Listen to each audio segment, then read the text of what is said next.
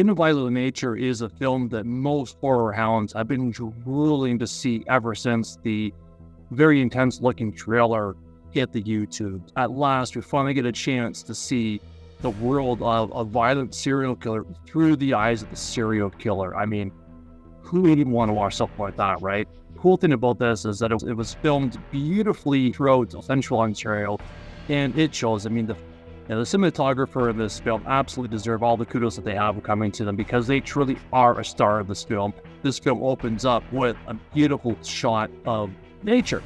To painstaking effect. The film opens up with a nice close-up of the ground and leaves and grass, and it kind of goes from there. Eventually, though, we see the grass start to rustle and the suspense starts to build until finally we see a bloody hand. And then it cuts out.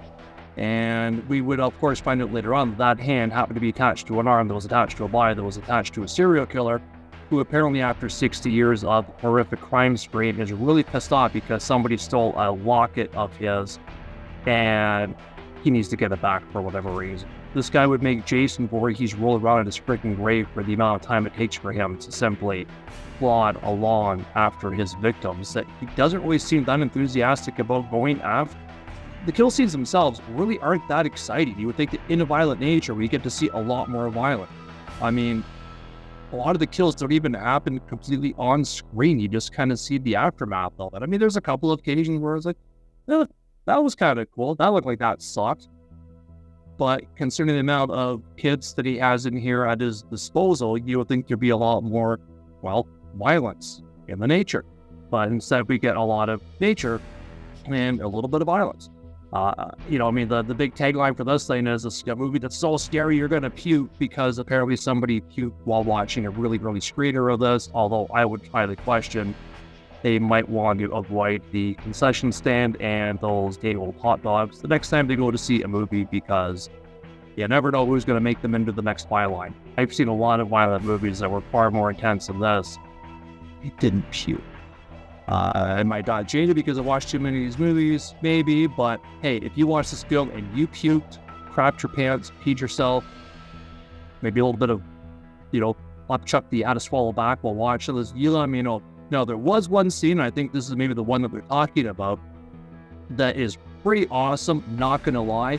I'm not gonna spoil it by telling you what happened, but it was pretty inventive, although it was pretty silly at the same time. Let's just say that the victim that went through this gruesome, inventive kill scene was a little bit more cooperative than she probably should have been. Apparently somebody told her, hey, you know what? You make this guy's life a lot easier and cooperate as much as you can. There's a bonus in it. Even though there wasn't really much left over after it. To give a bonus to, but I could see of all this, the entirety of this film, that one scene is probably going to go viral on YouTube, as these things tend to do. And frankly, that's probably going to be enough alone to satisfy most people, as long as you're not going to actually sit through and watch the entirety of the rest of the film. Which, again, plotting. I'm going to use that word a lot in this. Plotting. You get a lot of plotting in this film. And even the one scene that should have been really intense kind of earlier on, where we have kind of a Scooby-Doo ending, but unfortunately it happened kind of at the beginning of it, because I guess the filmmakers thought, well, maybe you just went to go and see some other movie, latest Disney flick, and actually ended up in this theater, and you didn't happen to read the synopsis, which tells you, again, everything you need to know about this film. So, hey, let's spell it all out for you. Let's get a bunch of kids around a campfire, because that's spooky, right? And I will admit, again, back to the cinematography, it was a cool shot where you had a camera that's kind of circling around these kids, telling this story about the serial killer, as it would turn out.